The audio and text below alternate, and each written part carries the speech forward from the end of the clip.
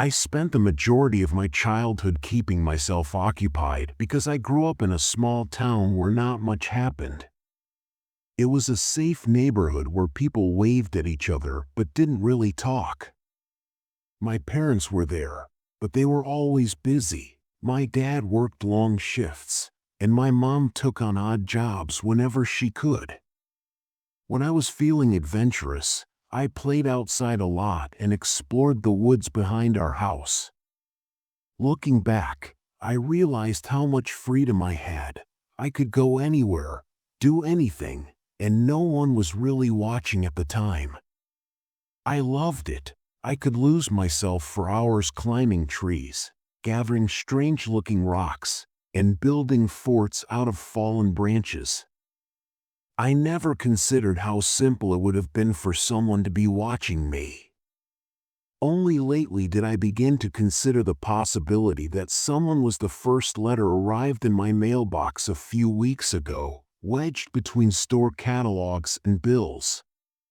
It was a small, cream-colored envelope with my name written in neat cursive across the front, no return address, and no postage stamp. At first, I thought it was some sort of promotional mail, one of those phony handwritten notes that turn out to be a local business advertisement or a real estate offer. But when I opened it, all it said was, "You're even more beautiful now than you were back."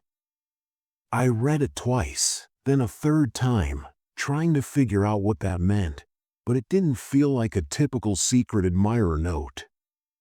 I put it aside and didn't give it much thought. Perhaps it was a mistake. Perhaps someone sent it to the wrong box. But a second letter arrived a few days later, and I still remember how much you loved climbing that old oak tree. Don't be afraid of my stomach.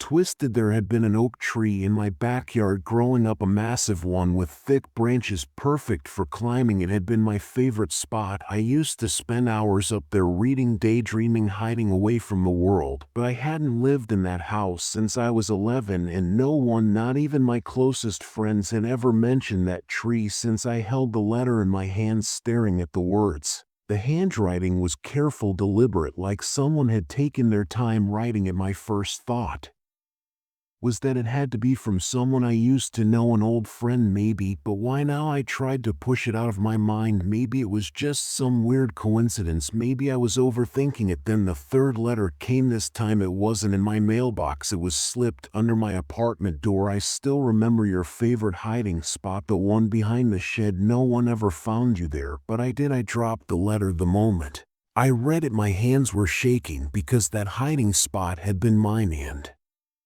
mine alone. It was a little space between the back of the shed and the wooden fence, just big enough for me to crawl into. I had used it all the time when I played hide and seek, convinced it was the best secret in the world, and as far as I knew, no one had ever found me there. No one. I scrambled to my feet and checked the lock on my door. It was still latched just like I had left it, but someone had been here. Someone had gotten close enough to leave the letter. Without me hearing a thing, I rushed to the window, scanning the parking lot, the sidewalks, the street below. Everything looked normal. People were going about their day. Nothing seemed out of place, but I couldn't shake the feeling that someone was watching me. I reached for my phone.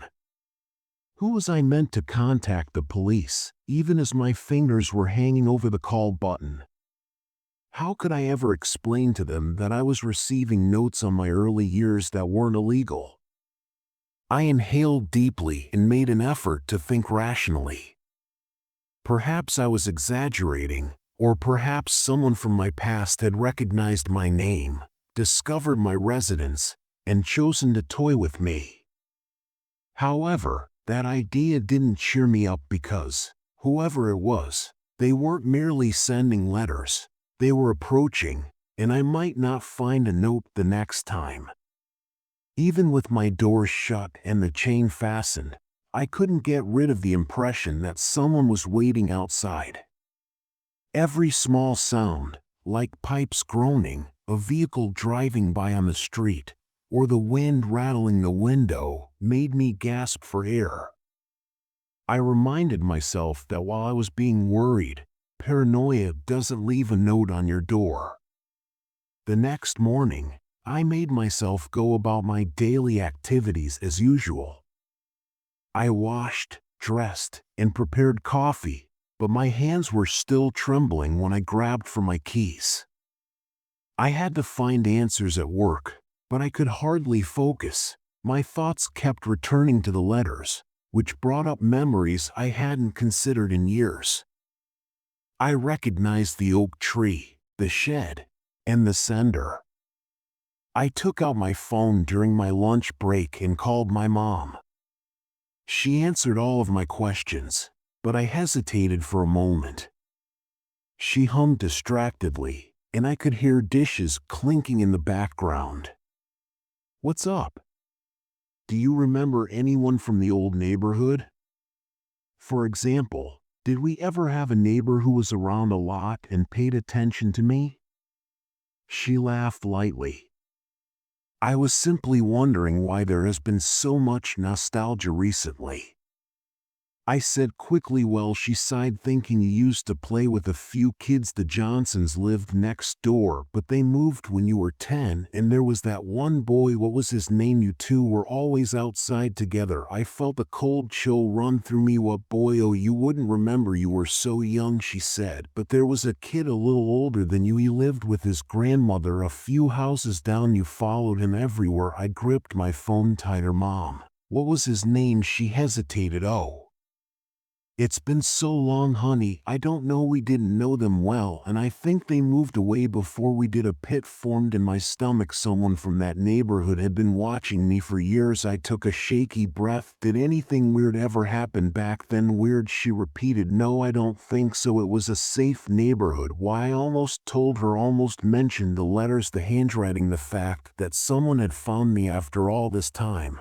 But I didn't want to panic her, just wondering. I muttered. She hummed again, distracted. "Well, if you remember his name, let me know. Maybe we can look him up." I forced a laugh. "Yeah, maybe." We hung up, but my skin still crawled. I didn't remember any boy from my childhood, no close friend, no neighbor I followed around. But someone remembered me, and they had never forgotten. The fourth letter came that evening. I almost didn't check my mail, but something in me told me I should. It was waiting inside my box, just like before. Same cream-colored envelope, same careful handwriting. But this time there was no message, just a Polaroid of me. The photo was taken from a high angle, as if it had been taken from a distance.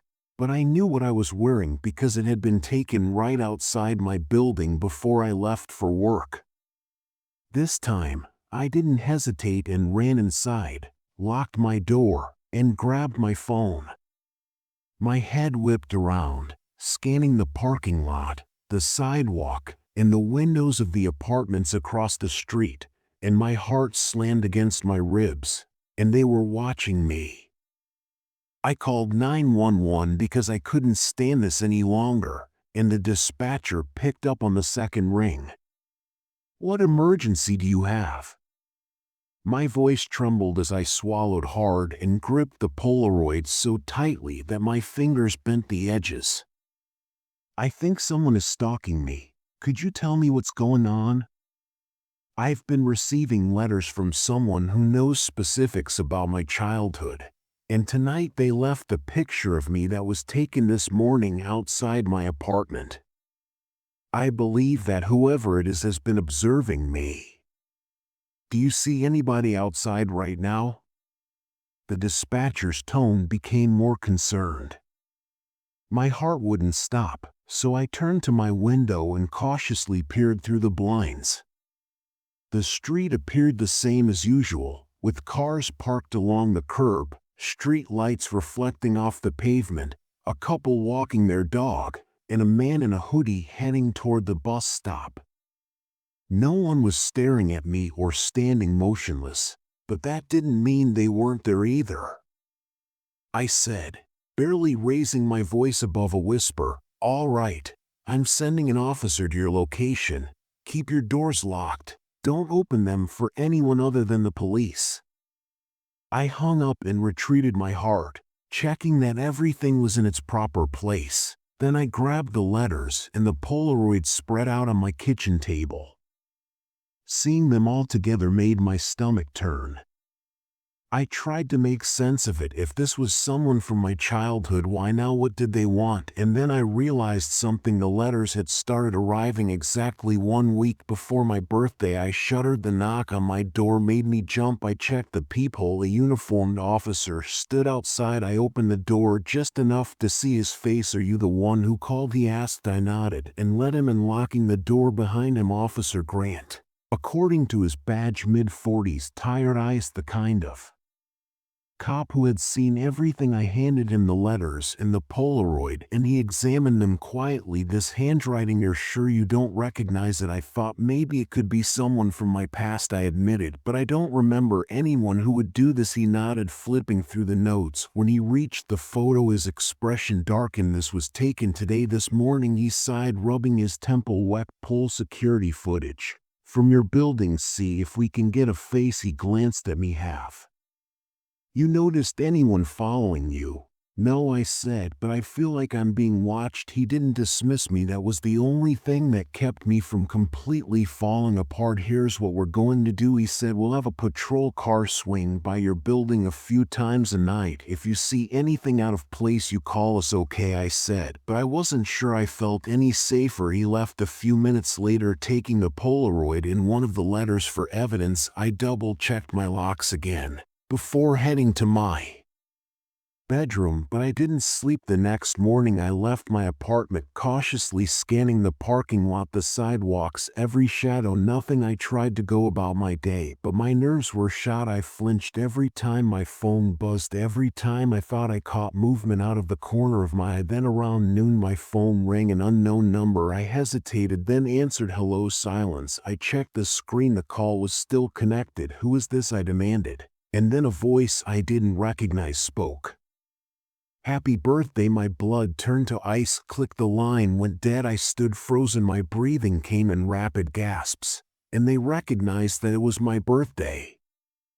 I phoned Officer Grant right once, and he replied that we had already looked at the building surveillance tape. An hour later, I sat in the police station, staring at the grainy footage that was playing on the monitor. The first few seconds showed what I expected: a man approaching my building, not just any man, someone I should have recognized, and I took a sharp breath that was interrupted by my own voice. In the video, the man arrived at the front entrance, took something out of his pocket, and used it to enter a key to my building. My hands frozen. "How does he have that, officer?" Grant didn't respond because of a more unsettling detail. As the man turned and adjusted his cap, I was able to see his face clearly, and it took a moment to recognize him. His features were older and sharper, but as soon as I saw his eyes, I knew that it was the boy from my childhood that I couldn't remember, the one my mother claimed I used to follow everywhere.